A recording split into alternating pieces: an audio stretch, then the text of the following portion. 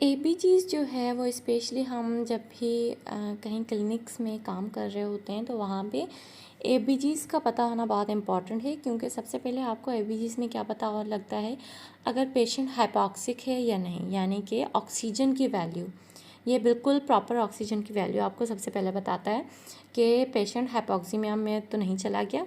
ठीक है, तो इसके सबसे पहले हम देख लेते हैं नॉर्मल वैल्यूज़ एबीजीज़ पे क्या क्या मिलती हैं। तो सबसे पहले हमने ऑक्सीजन की बात की। ऑक्सीजन की नॉर्मल वैल्यू कितनी है? 100 है। और अगर रेंज की बात करें तो 80 to 110 है। इसके बाद दो तीन चीज़ें बहुत इंपॉर्टेंट आ जाती है, जिसमें सबसे पहले आ जाता है पीएच की वैल्यू।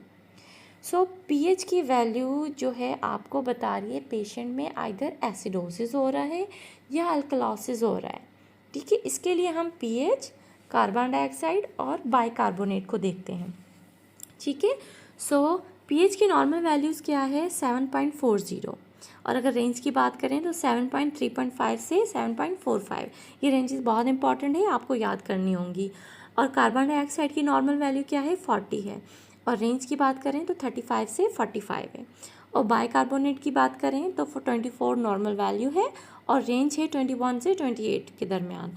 ठीक है, तो सबसे पहले हम बात कर लेते हैं कि एसिडोसिस या अल्कलॉसिस किसे कहते हैं। जब भी आपने एबीजीज़ की रिपोर्ट उठाई, उसमें अगर पीएच की वैल्यू आपको 7.35 से डिक्रीज्ड मिल रही है, दैट मीन्स पेशेंट को एसिडोसिस हो रहा है।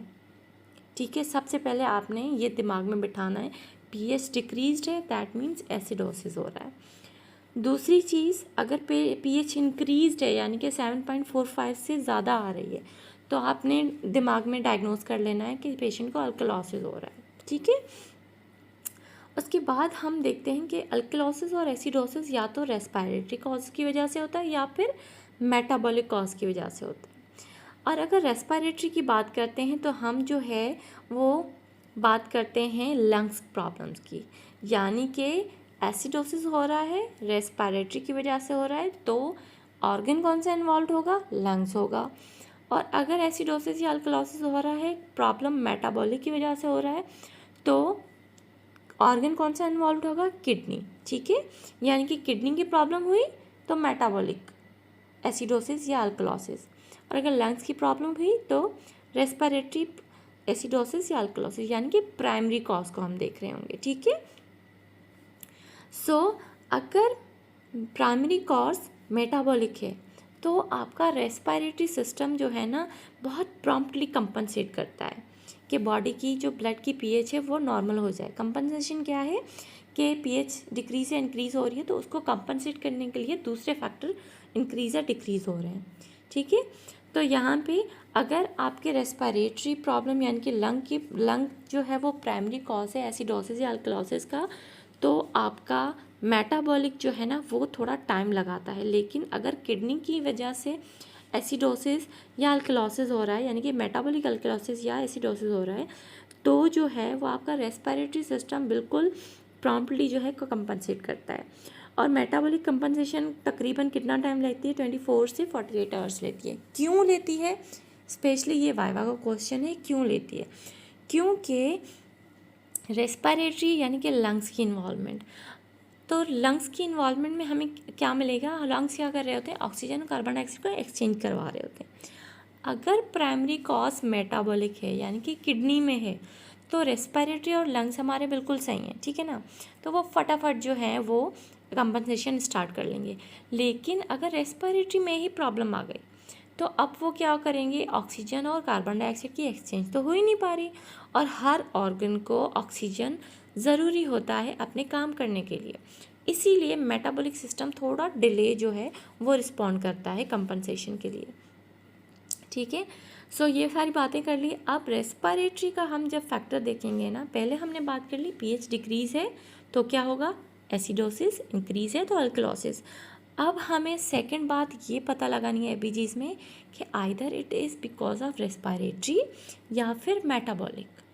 अब रेस्पिरेटरी होगा तो आपको कार्बन डाइऑक्साइड की वैल्यू या तो इंक्रीज़ होगी या तो डिक्रीज़ मिलेगी। ठीक है, और अगर मेटाबॉलिक हुआ तो आपने क्या देखना है? बाइकार्बोनेट। ठीक है, यानी कि आपने एबीजीज़ उठाई, सबसे पहले आपने ऑक्सीजन देखा, ऑक्सीजन कम है या ज़्यादा है, कम हुआ है तो यानी कि पेशेंट हाइपोक्सिक हो रहा है, ठीक है। उसके बाद आपने पीएच देखी, पीएच में आपने देखना है अल्कलोसिस या एसिडोसिस है, ठीक है।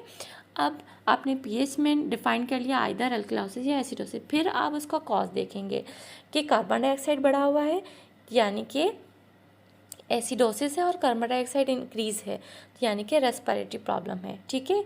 उसमें बाइकार्बोनेट में कोई फ्लक्चुएशन नहीं मिलेंगे आपको, वो नॉर्मल होगा। और अगर कार्बन डाइऑक्साइड नॉर्मल है लेकिन बाइकार्ब बढ़ा या कम हुआ है, दैट मीन्स के मेटाबॉलिक कॉज है, ठीक है। सो अब हमने ये सारी चीज़ें देख ली। अब एबीजीज में आपने अगर पीएच की वैल्यू डिक्रीज मिलेगी और कार्बन डाइऑक्साइड इंक्रीज मिल रहा है लेकिन बाइकार्बोनेट नॉर्मल है तो क्या होगा, रेस्पिरेटरी एसिडोसिस। और अगर पीएच इंक्रीज मिल रही है और कार्बन डाइऑक्साइड डिक्रीज मिल रहा है और बाइकार्बोनेट स्टिल नॉर्मल है तो क्या होगा, रेस्पिरेटरी अल्कलोसिस।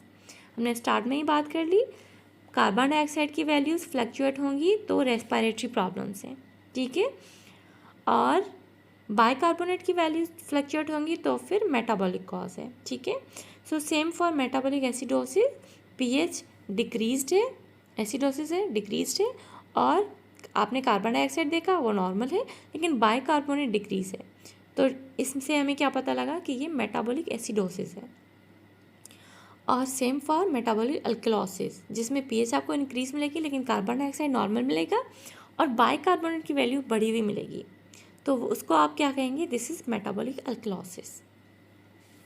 अब इसमें एक और चीज़ आ जाती है, कंपनसेशन, जो हमने स्टार्ट में बात की। अब कंपनसेशन में क्या होता है, एक तो होता है बिल्कुल अनकम्पनसेटेड, जो कि हमने यहाँ देख लिया, ठीक है। यहाँ पे कोई एक वैल्यू आपको फ्लक्चुएट करती हुई मिलेगी, एक वैल्यू नॉर्मल होगी, तो ये क्या हो गया, अनकम्पनसेट, यानी कि आपकी बॉडी में चेंजेस आई लेकिन आपकी बॉडी ने अभी कंपनसेट नहीं किया है, अनकम्पनसेटेड है। चाहे वो changes primary changes carbon dioxide में आई तो बाइकार्बोनेट नॉर्मल है, अभी इसने कंपनसेट नहीं किया, ठीक है। या फिर बाइकार्बोनेट में प्राइमरी लेवल पे चेंजेस हैं लेकिन कार्बन डाइऑक्साइड ने उसको कंपनसेट नहीं किया, तो ये क्या हो गई, अनकम्पनसेटेड।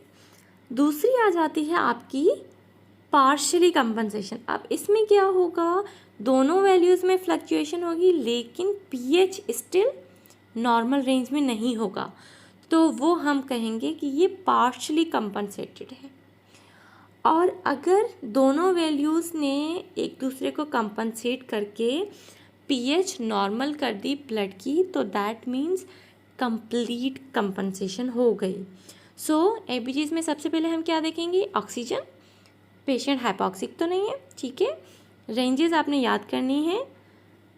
और उसके सेकंड फैक्टर हम देखेंगे पीएच डिक्रीज है या इंक्रीज्ड है, फिर हम उसका कॉज देखेंगे कि आइदर कार्बन डाइऑक्साइड की वजह से है या फिर बाइकार्बोनेट की वजह से, ठीक है।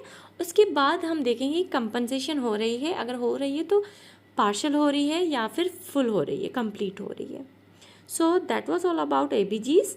अगर आपको कोई और क्वेरी हो तो you can comment. Thank you.